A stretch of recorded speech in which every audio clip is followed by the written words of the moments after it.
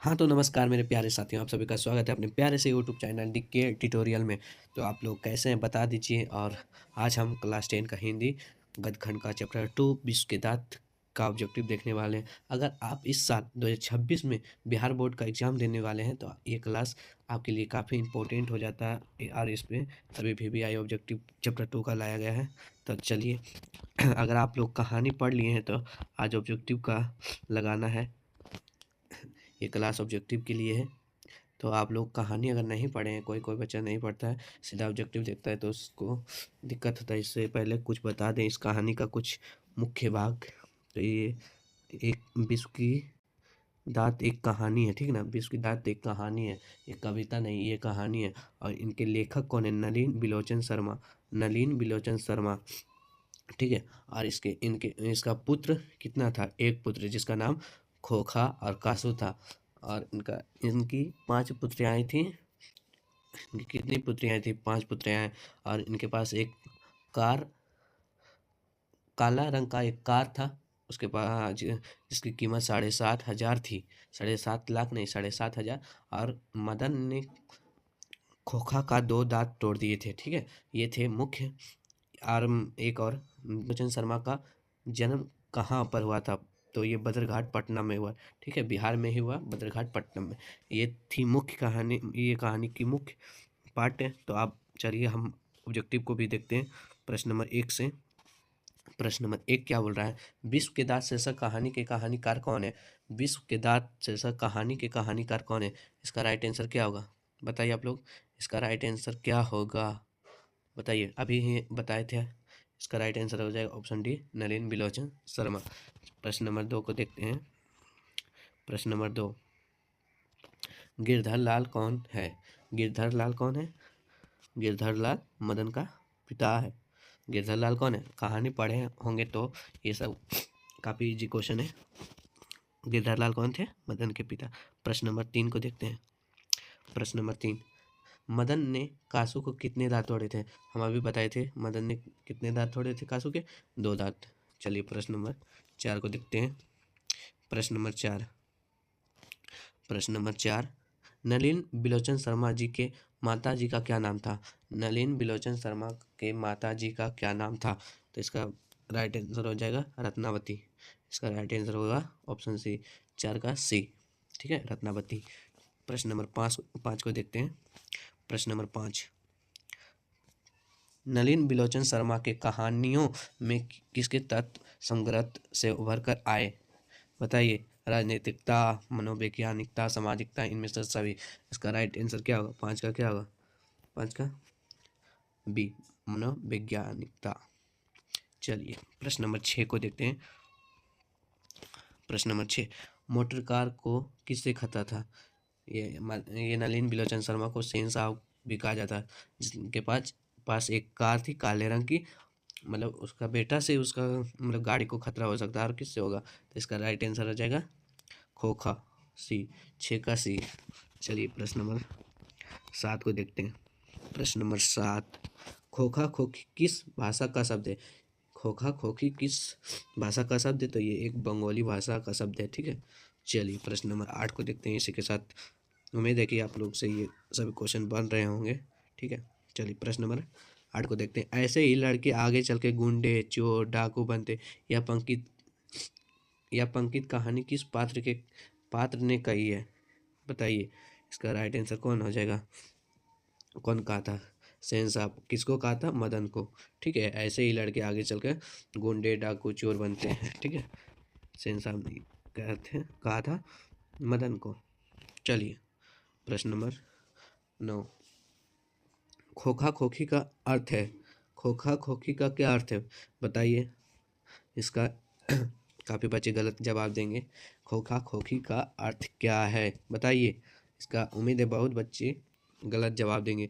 ज़्यादातर बच्चे इसका जवाब देंगे ऑप्शन सी, लेकिन इसका ये बिल्कुल ही गलत है। इसका राइट आंसर होगा ऑप्शन ए, बच्चा बच्ची। क्योंकि खोखा सिर्फ खोखा ही था, उसका भाई एक ही था, बहन 5 थी, और वो पाँचों की अलग अलग नाम है। वो क्वेश्चन भी आएगा हम लोगों के बीच। चलिए प्रश्न नंबर 10, खोखा का क्या नाम था? हम बताए थे क्या था? कासू। तो इसमें केसु हो जाएगा, कुसु हो जाएगा, कासु। इसका राइट आंसर कौन सा होगा? बताइए कौन सा होगा इसका राइट आंसर? इसका राइट आंसर होगा ऑप्शन सी, ठीक है, कासु। चलिए प्रश्न नंबर 11। प्रश्न नंबर 11, विश्व की दाँत कैसी कहानी है? विश्व की दाँत कैसी कहानी है? ये सवाल तो पहले ही हो चुका है। इसका राइट आंसर हो जाएगा मनोवैज्ञानिक, ऑप्शन डी, मनोवैज्ञानिक। चलिए प्रश्न नंबर 12 को देखते हैं। इसी के साथ आप लोग नए हैं तो चैनल को सब्सक्राइब भी कर लीजिएगा, और वीडियो अच्छा लग रहा हो क्लास को भी लाइक कर दीजिए। सेन साहब अपने पुत्र को क्या बनाना चाहते थे? बताइए। ये बिजनेसमैन या इंजीनियर बनाना चाहते थे, ठीक है। इसका राइट आंसर होगा ए, 12 का ए। चलिए प्रश्न नंबर 13 को देखते हैं। मदन अक्सर किसके हाथों से पीटता था? तो वो हाथ से ही पीटता होगा, थोड़ी दूसरा कोई थोड़ी ना मारता अपने, मतलब किसी और को। चलिए प्रश्न नंबर 13, नलिन बिलोचन शर्मा के पिता का क्या नाम था? तो इसका राइट आंसर हो जाएगा रामातार शर्मा, पंडित रामातार शर्मा, ऑप्शन ए, 14 का ए। चलिए प्रश्न नंबर 15 को देखते हैं। प्रश्न नंबर 15, सेन साहब ने किसे खूब फटकार लगाई? सेन साहब किसको खूब फटकार लगाई थी? मदन को ना, गिरधर लाल को। 15 का मदन को क्यों? क्योंकि गिरधर लाल ने उसके यहाँ काम करता था। मदन को तो गिरधर लाल फटकार लगाता था। इसका राइट आंसर होगा ऑप्शन ए। चलिए प्रश्न नंबर 16। प्रश्न नंबर 16, विश्व की दाँत कहानी किस वर्ग के अंतर विरोधियों को उजागर करती है? इसका कौन सा राइट आंसर होगा? बताइए, ये आप लोग बताइए। 16 का कौन सा होगा? 16 का हो जाएगा सी, मध्यम वर्ग के लोगों को उजागर करता है। चलिए प्रश्न नंबर 17। प्रश्न नंबर 17, कासु मदन के साथ किस खेल में शरीक होना चाहता था? किस खेल में? इसी खेल में दोनों लड़ाई किया था। मदन नहीं खिलाना चाहता था कासु को, ठीक है। उसी के चक्कर में दोनों के बीच हुआ, और मदन ने कासु का 2 दांत तोड़ दिया लट्टू के खेल में, ठीक है। इसका राइट आंसर हुआ ऑप्शन डी। चलिए प्रश्न नंबर 18, सेन साहब किसके बैंक से ऐड करा गए? बताइए। सेन साहब किसके बैंक से ऐड करा गए? मतलब कुछ ना बोल पाए, बताइए। 18 का क्या होगा? 18 का ए, पत्रकार महोदय के बैंक से। 19 नंबर, प्रश्न नंबर 19। प्रश्न नंबर 19 क्या है? मदन की उम्र क्या थी? इसका राइट आंसर होगा 5-6 साल, ऑप्शन ए, 5-6 साल। चलिए प्रश्न नंबर 20। इसमें 30 प्रश्न हैं, ठीक है, जो बार बार बिहार बोर्ड में पूछे जाते हैं, वही सब प्रश्न हैं यहाँ। प्रश्न नंबर 20, मदन किसका पुत्र था? मदन किसका पुत्र था? बहुत बार हो चुका है ये सवाल। मदन किसका पुत्र था? गिरधर लाल का, ठीक है। और खोखा किसका पुत्र? सेन साहब, ठीक है। चलिए प्रश्न नंबर 21, नलिन बिलोचन शर्मा पटना विश्वविद्यालय के हिंदी विभाग के अध्यक्ष कब बने थे? कब बने थे? इसका हो जाएगा राइट आंसर ऑप्शन डी, 1959 में। 21 का डी, ठीक है, 1959 में बने थे। चलिए प्रश्न नंबर 22, नलिन बिलोचन शर्मा जी का जन्म कब हुआ था? तो इसका राइट आंसर हो जाएगा 18 फरवरी 1916 ईस्वी, ऑप्शन बी। और मृत्यु कब हुआ था? 1861। नलिन बिलोचन शर्मा जी का मृत्यु कब हुआ? हम तो आप लोगों को 1961 बताएं, लेकिन डेट नहीं बताएं। डेट अगर कहानी आप लोग पढ़े होंगे तो आप लोगों को पता होगा, सब में 1961 है। इसका राइट आंसर क्या होगा? आप लोग बताइए। तो इसका क्या होगा? तो इसका ऑप्शन ए हो जाएगा। 12 सितंबर 1961 को हमारे बीच नलिन बिलोचन शर्मा जी नहीं रहे थे। तो चलिए प्रश्न नंबर 24 को देखते हैं। प्रश्न नंबर 24। प्रश्न नंबर 24, नलिन बिलोचन शर्मा जी का जन्म कहाँ हुआ था? तो ये तो हम बताए थे। कहाँ हुआ? कहाँ बताए? Badarghat, Patna, option C. चलिए प्रश्न नंबर 25, दृष्टिकोण किनकी रचना? दृष्टिकोण किसकी रचना? दृष्टिकोण किसकी रचना? किसके किताब के बारे में पढ़ रहे हैं? नलिन बिलोचन शर्मा जी की होगी। यहाँ से 4 और प्रश्न बचे हैं। 30 प्रश्न है, ये 26वां प्रश्न है। आप लोग वीडियो को अंत तक देखिए, ठीक है।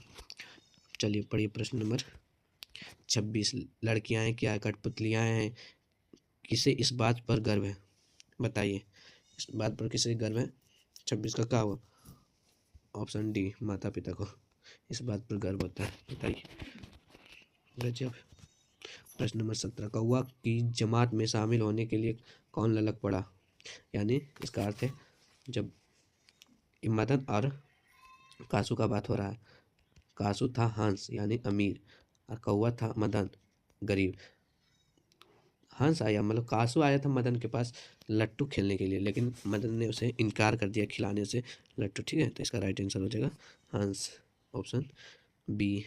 चलिए प्रश्न नंबर 28। प्रश्न नंबर 28 क्या है, पढ़िए। किसके अनुसार सेनों ने सिद्धांतों को भी बदल दिया था? किसके अनुसार सेनों ने सिद्धांतों को बदल दिया था?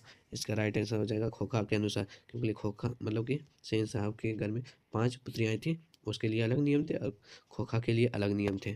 खोखा को कोई पाबंदी नहीं थी, ठीक है, और 5 पुत्रियाँ को कहीं आने जाने की परमिशन लेने पड़ता था। ठीक है, प्रश्न नंबर 29 को देखते हैं। सेन साहब की कितनी लड़कियाँ थी? सेन साहब को कितनी लड़कियाँ थी? शुरू से अंत तक बताते आ रहे हैं, इसका राइट आंसर हो जाएगा 5। ठीक है, ये सब काफ़ी इंपॉर्टेंट क्वेश्चन है बिहार बोर्ड वालों के लिए। सोफर का अर्थ क्या होता है? इसका ड्राइवर हो जाएगा, इसका राइट आंसर हो जाएगा ड्राइवर, ऑप्शन डी।